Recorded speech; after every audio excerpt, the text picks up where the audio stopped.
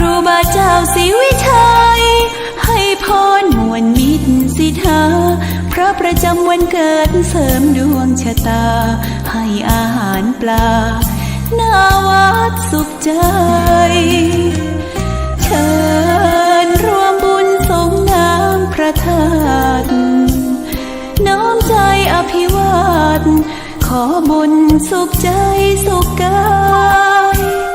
ไหว้พระขอพรองค์พระเจ้าทันใจหลวงพ่อประเสริฐเจริญพรอวยชัยให้ท่านสุขใจทั่วกัน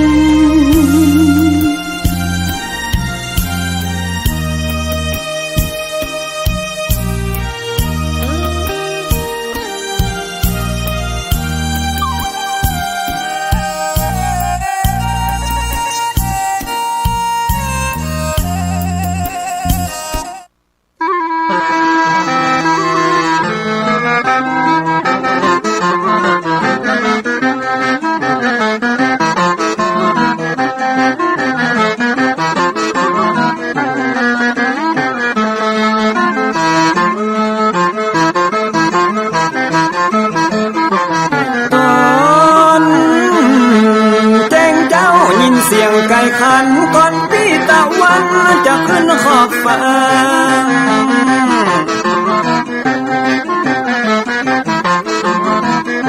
จะหันแสงทองทอแสงเจิดจ้าจัดการล้างหน้าอาบน้ำแต่งตัววันเริ่มต้นใหม่อย่าได้วันกลัวอย่าได้ขุ่นมัวกังบนโศกอน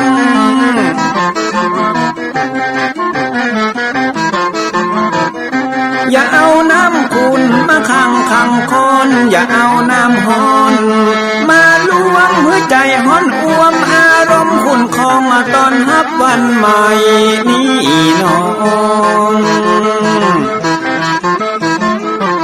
ของได้น้อมเอานำทำคำสอนของพระชินวรประเสริฐเลิศล้ำ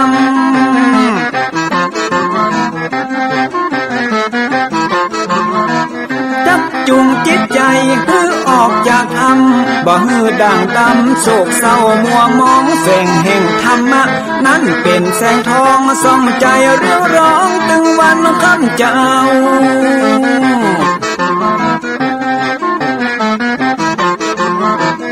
เอาศีลมานำเอาธรรมมาเฝ้าเพื่อจิตใจเฮาจุงเย็นฝ่าฟันทุกเห็นต่อไปหน้าจะบ่ไหววันแต่เนิ่นเจิญพี่น้องมาฟังรายการธรรมะเบิกบานตอน6 โมงเจ้า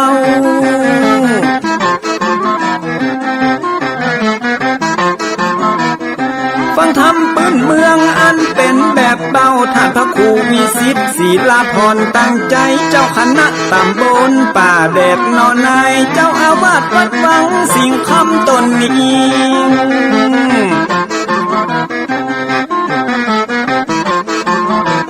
อนุรักษ์ของเก่าล้านนาก่อนกี่คือลูกหลานเฮาตีเกิดมาใจกันรักษาของดีเก่าเกลือได้อยู่กู้ถิ่นล้านนาฟังทำแล้วของแผ่วจิตใจเหมือนป่าอยู่ในนาทีนั้นน้ำ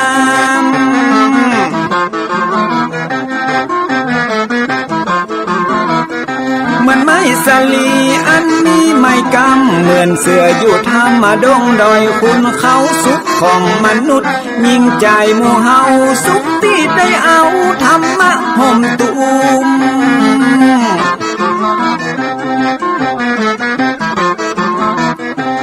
ใจคนใด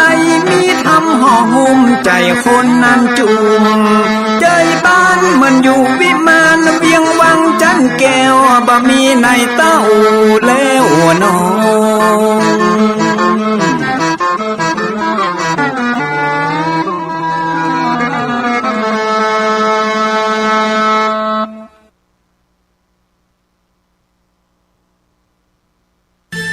ก็ขอยกมือ10 นิ้วกราบนบนอบน้อมอย่างพระติรัตนแก้วเจ้าตั้ง3 ประการอันมีพระพุทธพระธรรมพระสงฆ์อันเป็นสรณะที่เปิ่งตีเคารพนับถืออันสูงสุดในชีวิตกราบคารวะแตบไตไวสาปารมีธรรมพระมหาเถรานุเถระ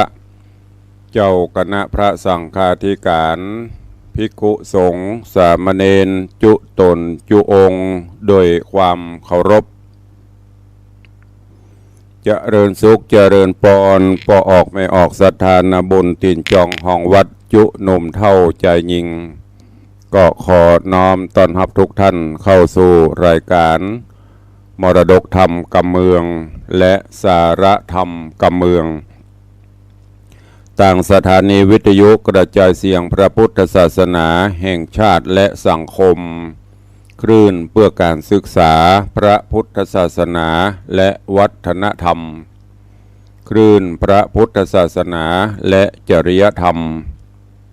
ส่งสัญญาณออกอากาศต่างสถานีวิทยุวัดฝ่ายหิน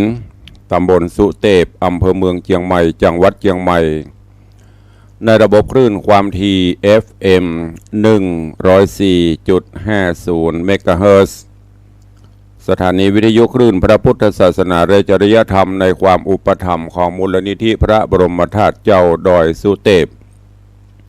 ส่งสัญญาณกระจายเสียงในระบบคลื่นความถี่ FM 96.0 เมกะเฮิรตซ์พร้อมกันนี้ก็ขอยกมือ10 นิ้วกราบถวายการต้อนรับและเจริญปอนต้อนรับครูบาอาจารย์ท่านเจ้าพระเจ้าประสงค์องค์สามเณรตลอดจนปอออกแม่ออกศรัทธานาบุญอุบาสกอุบาสิกา FC แฟนรายการทุกรูปทุกท่านที่ได้เข้ามาติดตามรับชมรับฟังทั้งภาพและเสียงการไลฟ์สดทาง Facebook ไลฟ์ของสถานีมรดกธรรมวัดวังสิงห์คำ Facebook ไลฟ์ของธรรมะคลายเครียด Facebook ไลฟ์ของธรรมะภาคเหนือ Facebook ไลฟ์ของอาจารย์พระครูสมุวิศวัตรวรกิโจ Facebook ไลฟ์ของทีวีวัดฝ่ายหินตลอดจนหน้าจอ Facebook ไลฟ์ของ FC ญาติธรรมแฟนรายการทุกท่านที่ได้เข้ามาแล้วก็เมตตาแชร์เสียงธรรมแชร์เสียงบุญนี้ไปยังกลุ่มเพื่อนๆของท่านกราบขอบพระคุณท่านผู้อำนวยการสถานีเจ้าหน้าที่ช่างเทคนิคทุกสถานีขอบพระคุณญาติธรรมทุกท่านที่ได้ให้กำลังใจรายการนี้ดำเนินโดยกล่าวกับผมอาตมภาพพระครูวิสิทธิ์ศรีลาภรณ์ตุลงในวัง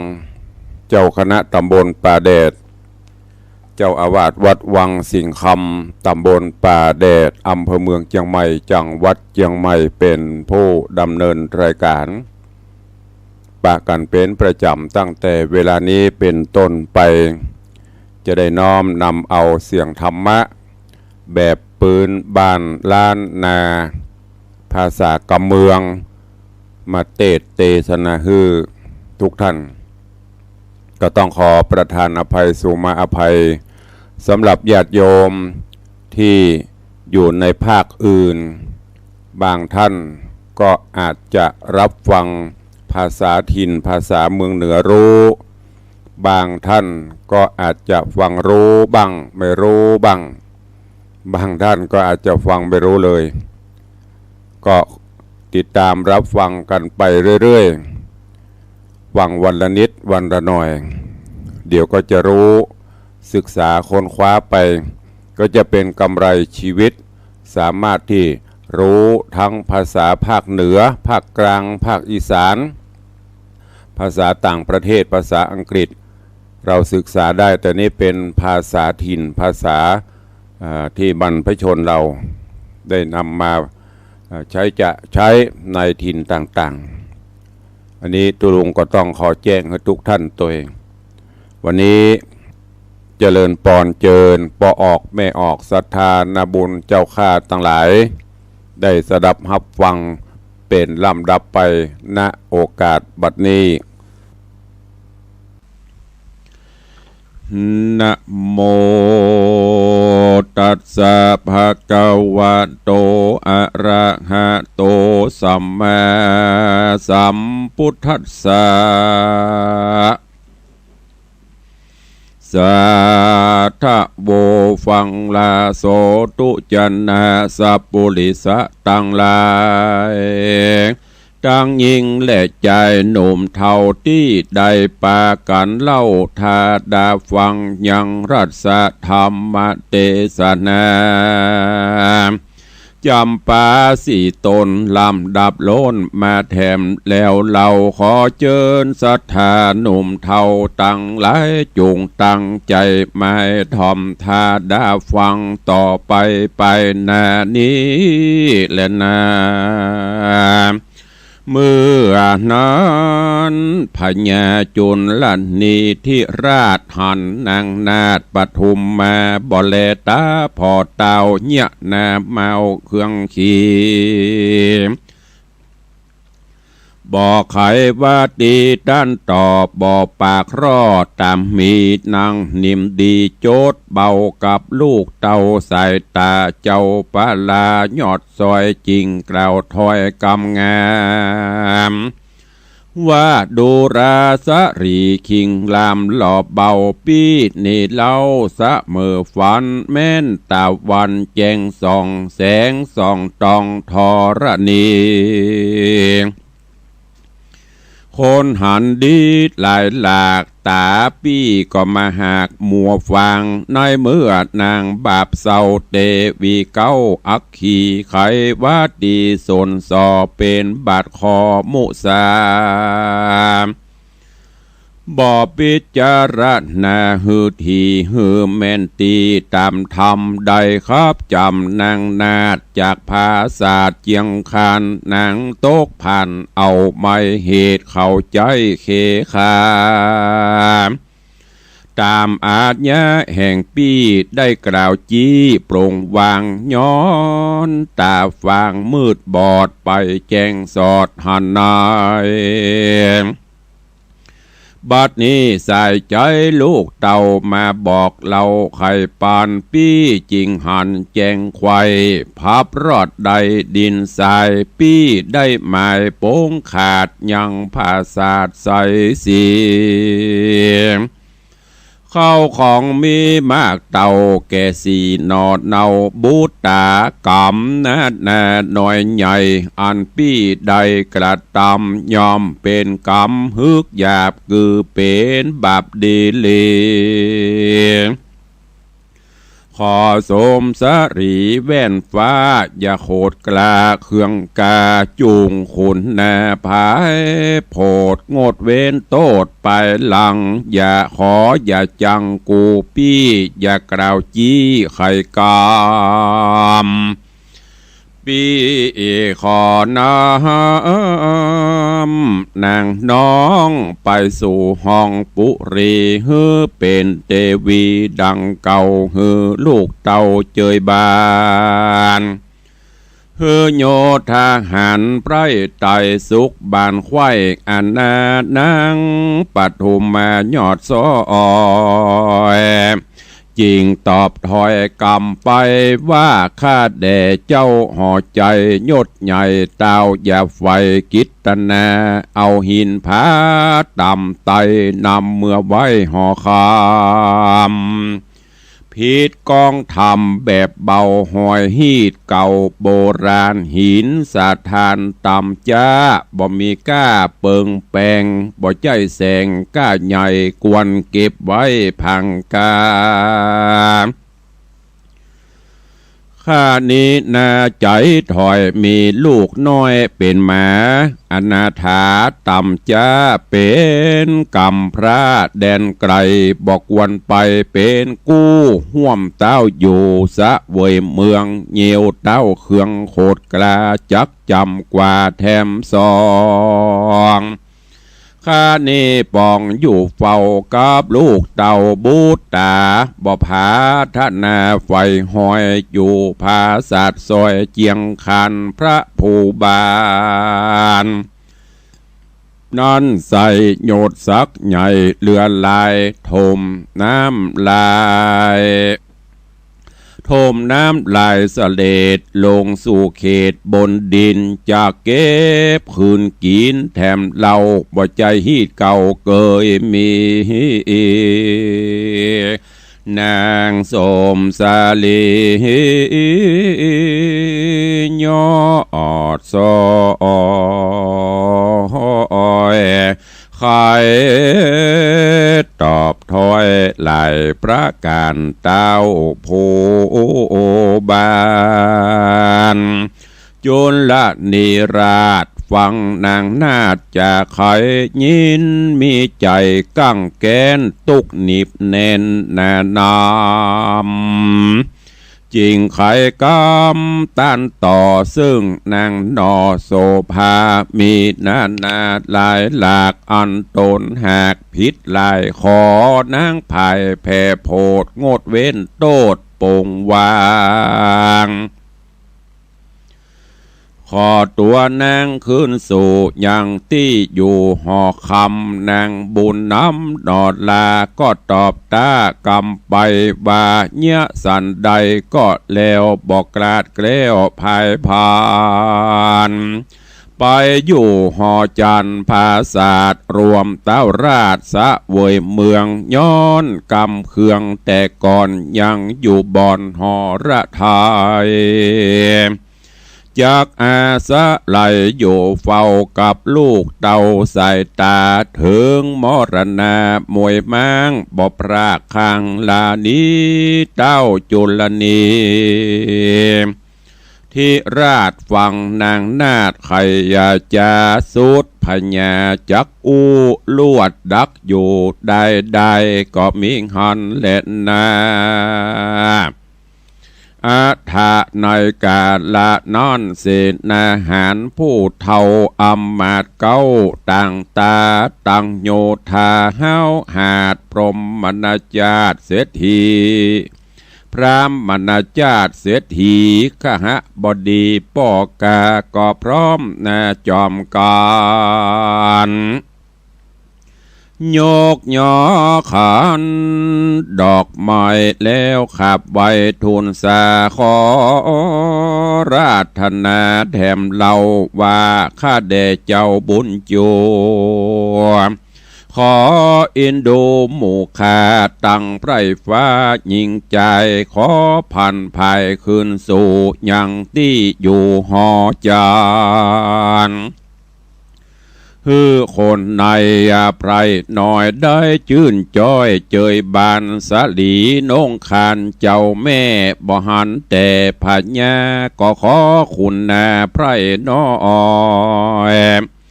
จากต่ำก้อยมองขี่ขออย่าหนีกลาพรากอย่าเว้นจากเสียธรรมขอตามกรรมตู่ข้าอันก้มแน่บอนคอบาดนี้แดดเตอะเมื่อนานนางนอจันปทุมมาจริงใครจะตอบเล่าว่าดูราหนุ่มเท่าตั้งหลายเฮาบ่ไม้ปอกเต้าไว้หน้าเขาปุรีเฮาบ่ดีใจถอยมีลูกน้อยเป็นหมายามพญาโคตรกล้าขับเฮากว่าเร็วไวบ่หันภัยสักโพจักมาอู้ไข่จะขออาราธนาเฮาไว้หรือบอกเต้าไทยบุญมีอย่าฮื้อเครื่องขี่คิวโคดกระตำโตดตนเฮา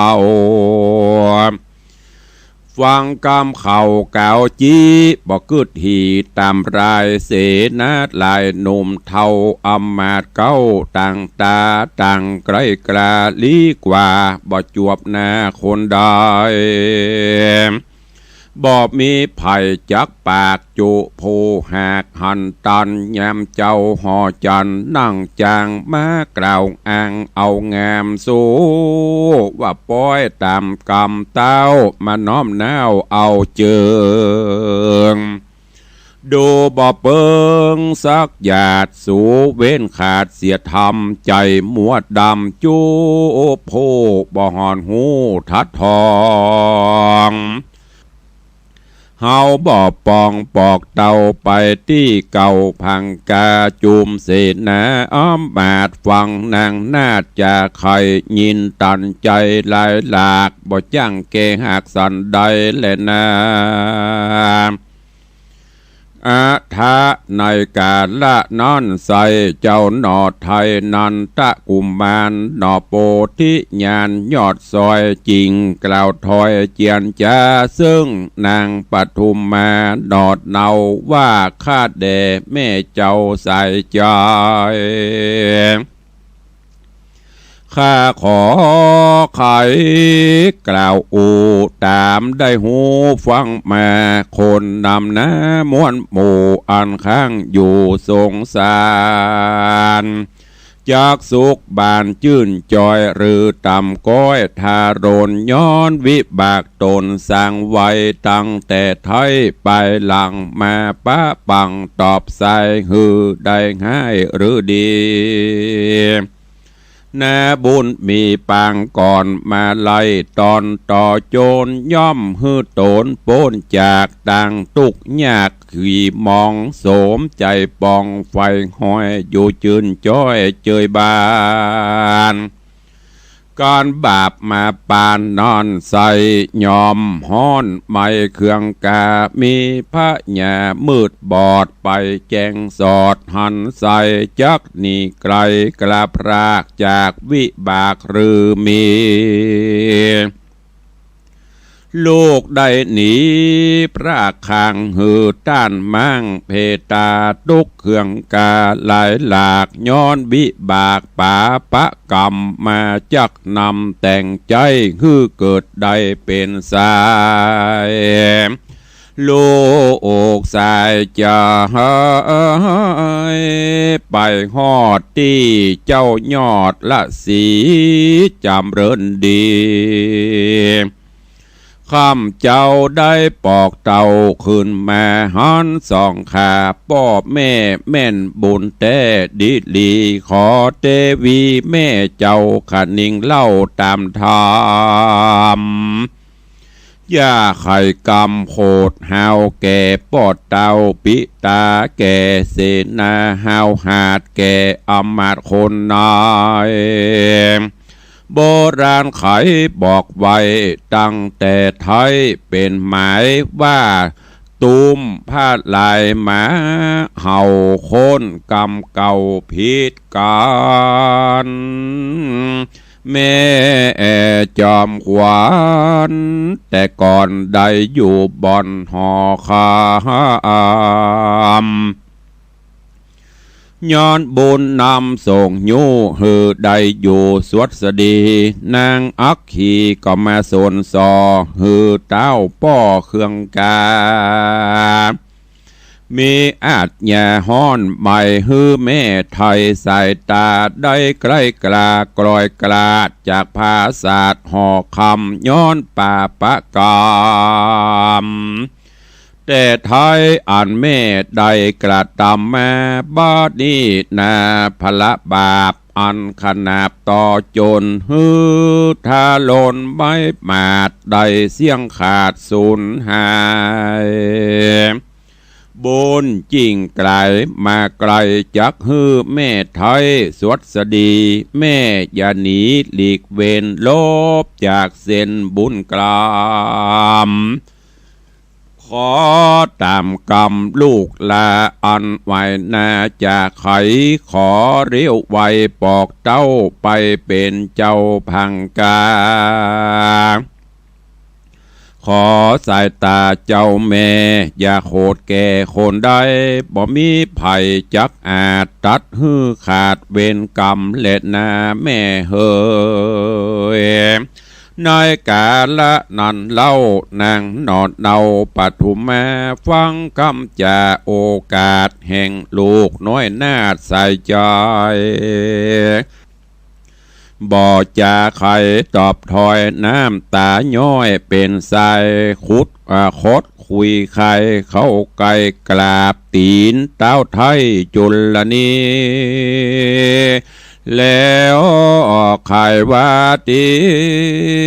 ตานเล่าว่าข้าแด่เจ้าห่อใจกรรมอันใดจะถอยอันข้าน้อยใครจะขอคุณนาภายโพดอย่าฮือเป็นโตดโดยไปกรรมอันใดล่วงแล้วขอเต้าตนเกี่ยวคุณนางดวางลาโป้งขาดอนุญาตวางตามการไขกรรมเมียนแล้วนางนอกแก้วโสภาก็โคตมาที่เก่านางกับลูกเต่าใส่ใจบ่จะไขกล่าวอูเต่าดักอยู่สันดีก็มีหันแลนาราชาตรัสสาวัจนังสุตวาอันว่าพญาจุลนีโยดยาวฟังนางกล่าวทูลสารมีใจบานจื่นจอยหายต่ำก้อยมองขีหูความดีแจ้งจอดหันเสียงรอดความในจริงเร็วไวโป้งขาดแก่อำมาตย์เสนาว่าดูราเสนาเฮมวนหมู่อันนั่งอยู่จอมการจุงเร็วปั่นฟั่งเฝ้าเข้าสู่ดาวปุรีแล้วรีบตีกองใหญ่สัญญาไข่เวียงใจ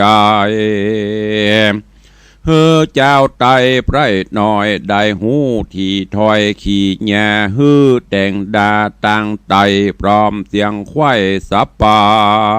นเฮือปากันม้วนหมู่มาพร้อมอยู่เฮือนหลวงเล่นปันปวงจุอย่างตามอันจ้างไผ่มันเถิงยามวันพวกเจ้าจักแห่สีเจ้าคำใจกับนางบุญภายยอดซอยงามจื่นจอยปฐุมมาจากนาวาที่อยู่เข้าไปสู่เวียงใจสู่จุ่งใบแต่งใบหือพร้อมไว้จุประการเสนาหันหาวหาดตั้งอำมาตย์คนนาย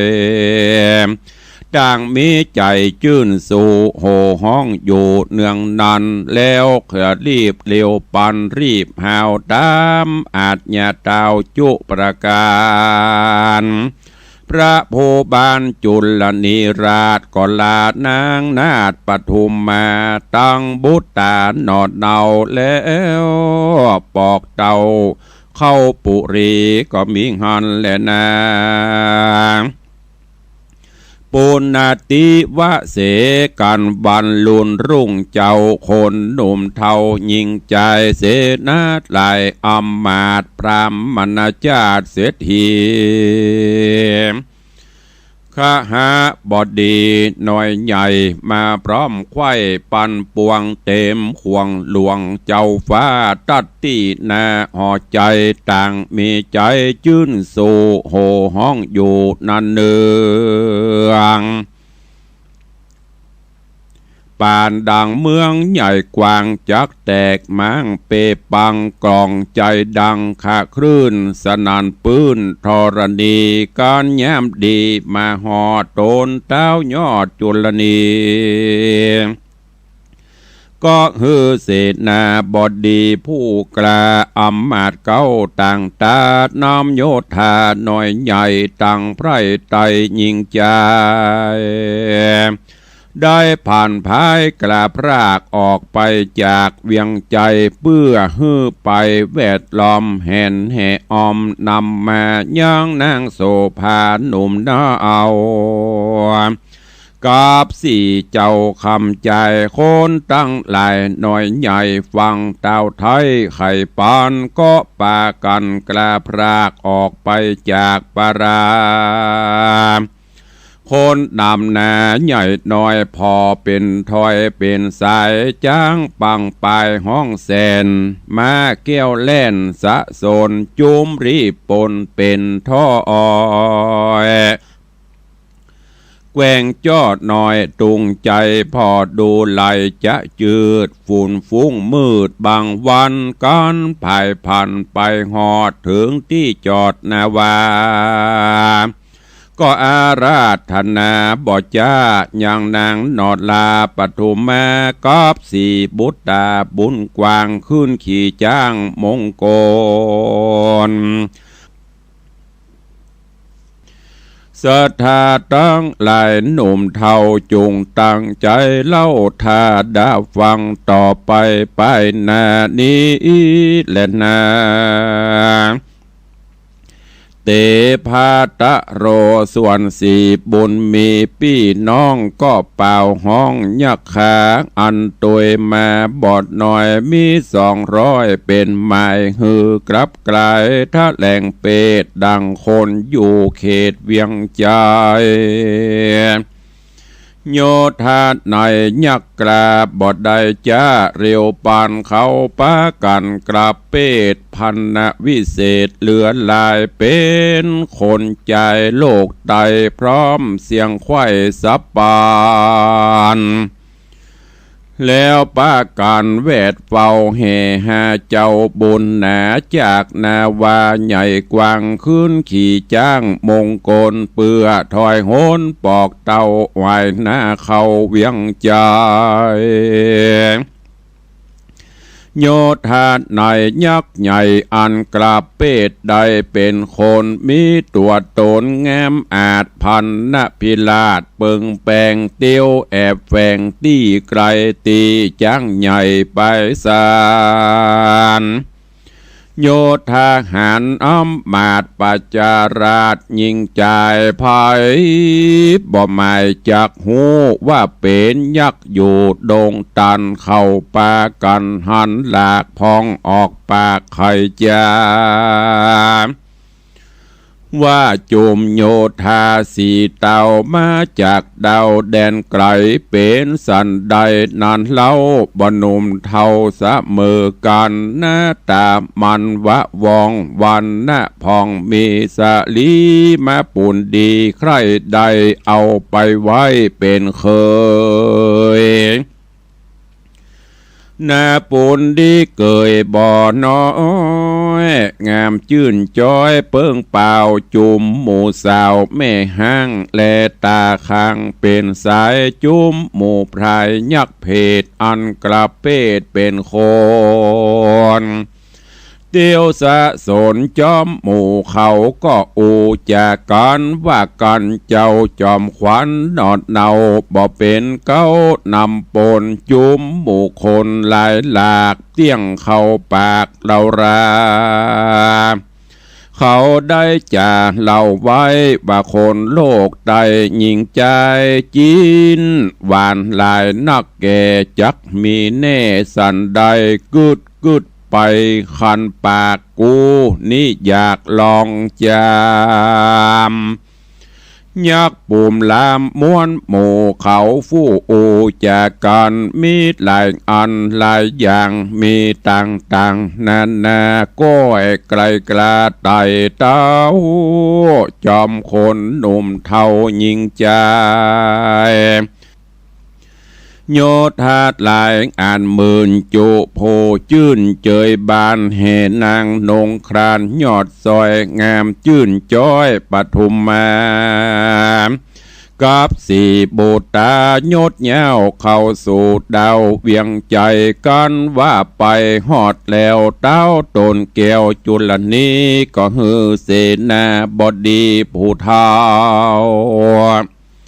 อมบาดเก้าต่างตาพันนาพรามมันนาผู้ฉลาดตั้งนักปราชญ์อาจารย์นำนางนงครานนอดเนากับสี่เจ้าคำใจ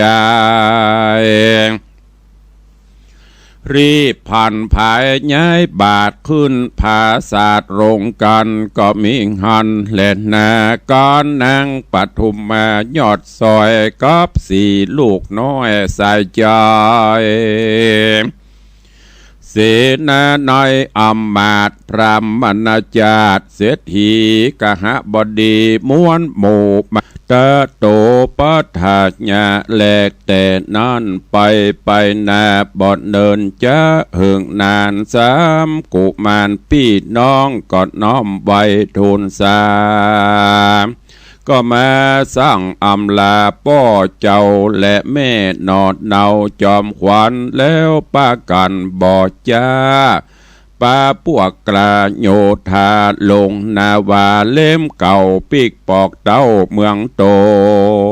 นละนอดัดสะปนยศใหญ่หืออยู่ไปปาลากับสองขาป้อแม่เปื้อผ่าแป้โอนตะลายตั้งเซึกลายหน่อยใหญ่หือไพร่ไตเจยบานก็มีหันและนาตามาทางปากาเสนโตสัทธาอาหาสัทธาอันว่าสัพปัญโยยอดซอยหันบาทถอยบาลี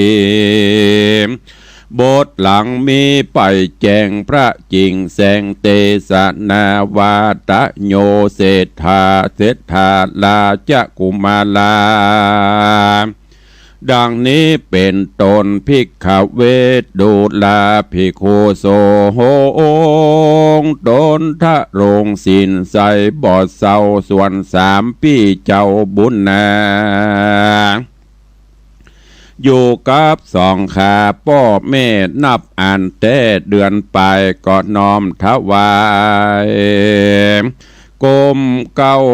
ลายังใครบอกเล่าขี่แง่สั่งอำลาป้อเจ้าและแม่นอดเนาใส่ใจน้ำเสนาในมวลมากอันโตนหากป่ามาลงนาวาบ่จารีบบอกกว่าคืนหลังปิกไปยังที่เก่าอันโตนเป็นเจ้าสะวยเมืองคือเจ้าบุญเรืองเศรษฐราชป่ายักเฮาหาดปาลาลงนาวาปอกเต้าไปเมืองยักเก่าสิงคณกรการพูดถอนปิตราชฤทธิอาจเหลือคนก่อนนำรีบปนยักกรารีบไหวหน้าคืนไปสู่เวียงใจเต้ต้องแดนเขตฮองโกติญปุรี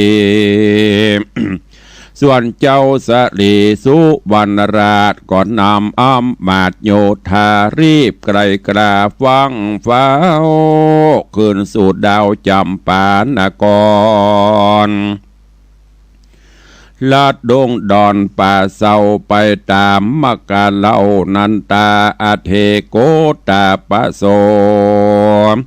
ก็ไปถึงปันนาศาลาพระฤาษีในกาละนันเล่าเจ้าฤาษีตนมีวัดดีเลิศแล้วอยู่ในกู้แก้วศาลา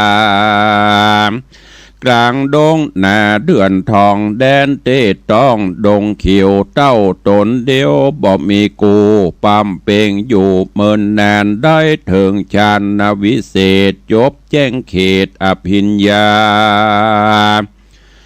เทวดาป่าไม้ย่อมน้อมไว้นมัสการยักษ์ใจหันดันป่ากุมพันลาดดงดอนติพญาธรเตียวสอดกันพดมารอดศาลาย่อมเข้าไปสาขาบไว้บอกเว้นไว้ยามใดสัตว์ในไพรน้อยใหญ่ที่จิมไกลศาลากันนาสามโยดบ่ร้ายโหดเบียนการจูมเขามันใหญ่หน่อยบอดต่ำก้อยเครื่องกาย้อนตาปะสาบุญใหญ่เมตตาไข่ดงดานอยู่มานานเนิ่นจ้ายังมีนางฟ้าสาวสวรรค์ โต1,000 กร้อยกราดจากภาษาทเมืองบนวิบากดนจองก้องวิญญาณล่องลงมาตกดงหนาเถื่อนทองกลางเตดต้องไพรโซนได้เอาตนมาเกิดในดอกผาเสิดเปิงเป้ากืดดอกบัวขาวหอมอ่อนตีกลางบอนโบกครณีอ่านเกิดมีป่ายนอกที่ข้างขอกสัลาแห่งตาปะสาบุญใหญ่โพจบไข่ทะโรงยานก็มีงอนแหละนะตาตาในการละนันเล่าอันว่าเจ้าราศีถึงยามดีอาบน้ำกาละพรำเติงตันก็ภายผ่อนย้ายบาทยัวริญาติไกลกลาจากศาลาที่อยู่ออกไปสู่โบกขรณีหันดอกดีดวงใหญ่เกิดขึ้นใหม่พดแม่ใหญ่นำนาแต่เล่าเต้าเสวียนเขาเจ้าเมืองวันนะเรื่องพิราชน้อมวัดวาดไปมายินสังกาใครหูจิ้งลงไปสู่สัปปาน2 มือผ่านดวงดอกแอกาบออกเรียวไวพอดูในดอกซอยก็แม่หันหญิงน้อยเด็กขามีลักษณะภาเสดงามลำเลิศดีหลีเมตตามีลายแหล่ชลาแผ่หัวใจเจ้าสินใสยอดซอยหักขาคอยนำนาดังบุตรตาน้อยอ่อนเกิดจากบ่อนนอกตนรีบเรโรนบ่อจ้าอุ้มนอดลาเด็กขาดแล้วไกลกลาไว้ว่องคืนสู่ห้องอาสะโรมเนลมิตน้ำนมหลังย้อยจากนิ้วก้อยเร็วไวหันใส่ใจลูกแก้วได้ดูดแล้วกลืนกินเจ้า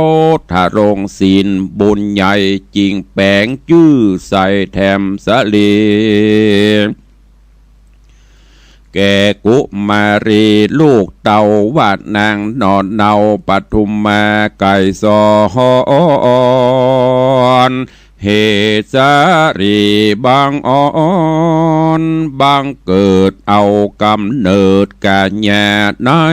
ดอกปทุมมาดวงใหญ่จริงแปงจื้อใส่ตามมีเจ้าราศีตนวิเศษจบแจงเปตทะโรงธรรมเลี้ยงนางบุญน้ำอ่อนน้อยโดยกลวยอ้อยอัมปามีนำนาบ่อไรที่จิมไกลอาสะโรมกับน้ำนมหวานแก่อันเกิดแต่อังคุรีเมินหลายปีไข่จอดนางเกี่ยวยอดปทุมมาไก่ซอนอยู่ดงดอนป่าเศร้ากับป้อเจ้าจีไพร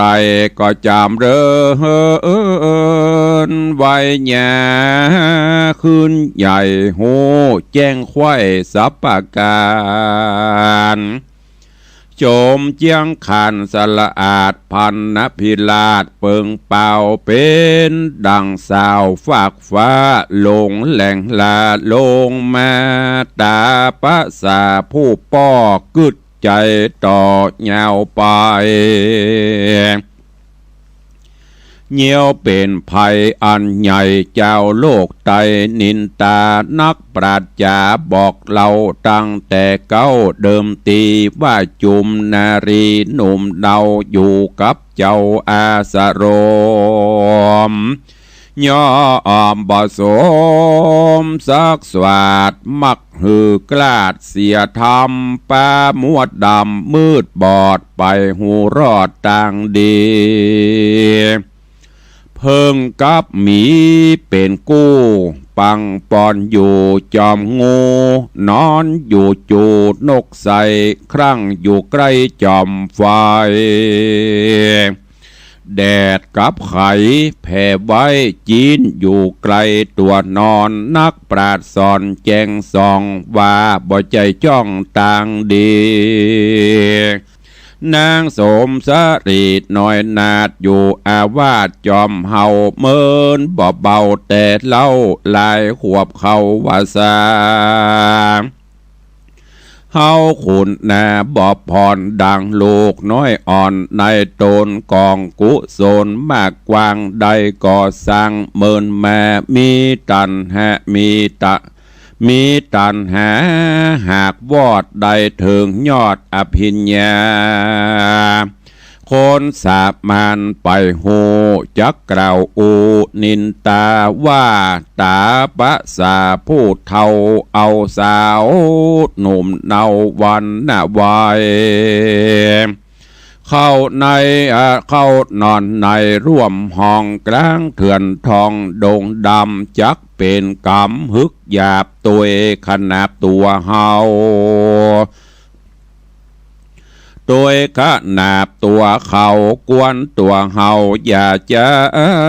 ฮืดนางนอดลาธิดาจากสลาแก้วกูไปอาศัยอยู่เจยบ้านในสถานข้างขอกที่ไปนอกอารามเจ้าสินงามผ่องแผ้วกึดเมียนแล้วสับปันก็ภายพันไว้ว่องออกจากห้องศาลาพิจารณาแจ้งที่พอดูที่เปิงใจเจ้าจีไพรตนวิเศษจบแจ้งเปตทะรงยานก็บันดาลไว้วาดเนรมิตภาศาสตร์งามตาตั้งของนาพร้อมไข่ที่จิมไกรโบกกรณีเนรมิตดีพร้อมแล้วก็ฮือลูกแก้วสายตาจากศาลาอาวาสไปอยู่ภาศาสตร์เจียงคานก็มีวานดอนและนาสาปทุมมาเกสลาจาสาปทุมมาเกสลาอันวาดนางปทุมมาไก่ซอนนอดเนาได้เป็นเจ้าพังกาเต้าเอกาเปล่าว่างอยู่ภาศาสตร์กวางเดียวได้เถิงย้ำง่ายมารอดก่อนลัดรอดหอตนรีเอฟเตโอโห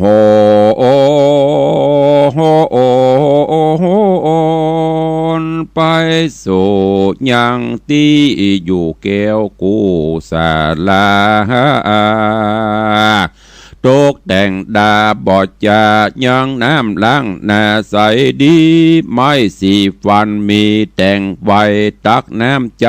และฉันแล้วก็เร็วปานปัดกวาดยังอาวาสศาลาออกไปหาลูกใหม่ที่จิมไกรอารามลูกได้งามเลือกไซมีบ่อไรเหลือลายย้อนใจหมายใครพอหือแจงต่อสายตายังของยังของนาหลายแลอันอยู่แก่ดงเรียหนอมุนีบุญใหญ่ด้านป่าไม้ดงไพรค่ำที่ไหนก็นอนหันแจ้งแล้วดันดงดำเทวดานำจีบอนเฮอเจ้าน้อยอ่อนภายพันได้7 วันบ่เศษจริงไปรอดเขตศาลาแห่งตาปะสาผู้เท่าป้อนางนอดเนาปทุมมาไก่ซอนนอผู้ถอนตนองอาจหันภาษาพังกางามปอตาแต่ใส่ที่อยู่จิมไกรโบกกรณีรัศมีวะวองแสงส่องตองแดนไกลทัดนั่นไปแถมเล่าหันสาลาเจ้าปอละสี โตนวัดดีลำเลิศโตนวัดดีวิเศษจบแจ้งเปตทรงธรรมเจ้าองค์คำหน่อยนาฏคณิงขวาดสังกาว่าคนได้จะบุญกว้างมาอยู่สร้างป่ารมีกลางดงลีเถื่อนทองไกลจากห้องเวียงใจเป็นคนใดองค์อาจแปลงภาษาเจียงคานกลางดงดานป่าไม้ที่จิมไกลโบกกรณีหรือยักษ์ดงรีหยาบจะเตียวต้องพายดงตานหรือกลุ่มพันพรายเพศอันอยู่เขตดงนาใจปลาหึกหยาบใครกันกาบกินกูเนรมิตจูล่อไว้ฮือกูได้เล่งหันหรือคุณสะบันอยู่ฟ้าแลพ่อนาจุมปู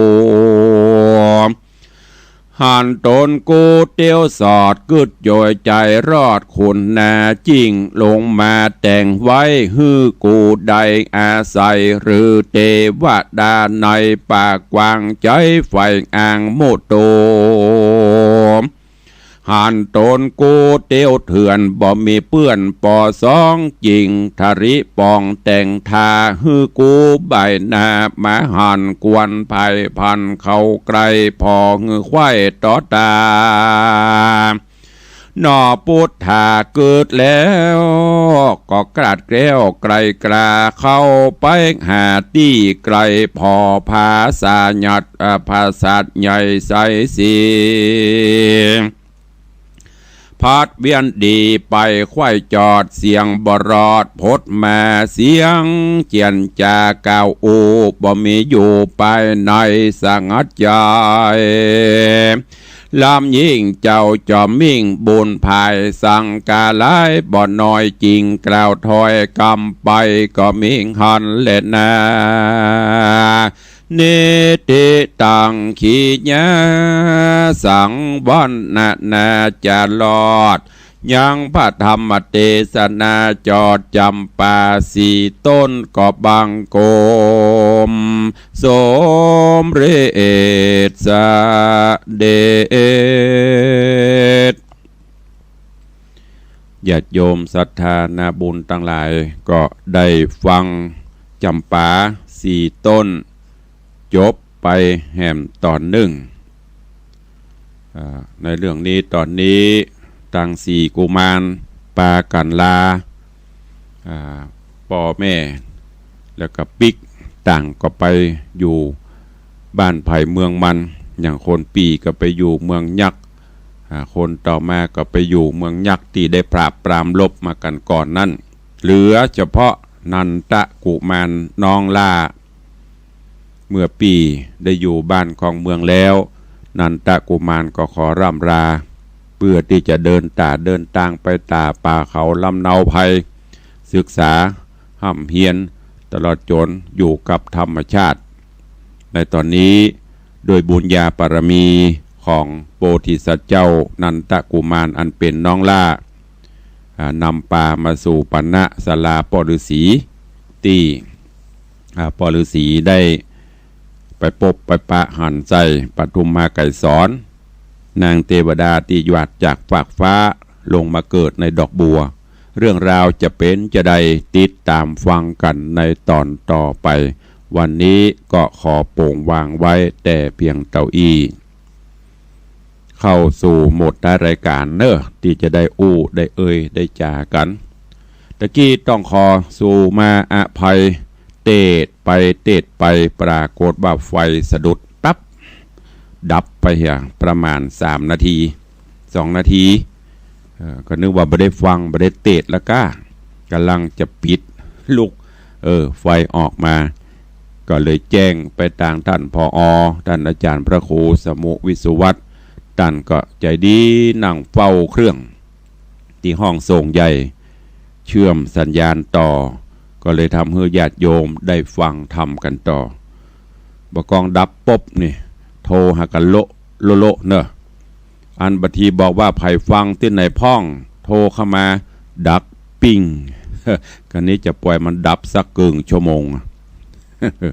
อู้เล่นบ่ได้เนอะเนี่ยถ้ามันหงุดหงิดนะฟังไปแล้วไฟดับนี่นะเหมือนอย่างเราดูหนังนะโอ้กำลังจะม่วนไฟดับนะปะต่อมาเดือให้บุกไปพุ่นนะสถานีพุ่นนะอันนี้ก็เหมือนเดียวกันกำลังฟังเคลิ้มพ่องกระกุ้มกระลุมนอนฟังไปไปจบละ4กุมารไปไหนบ่ฮู้ก็มีเนอะ ติดตามท่าฟังกันไปเนอะม่วนงันธรรมเทศนาปืนเมืองเหนือวันนี้เวลาหมดเวลาขอนำรายการจากญาติโยมไปก่อนเนอะก็ติดตามกันในเจ้าวันต่อไปขอความสุขสวัสดีจุ่งบังเกิดมีกับทุกท่านเนอะ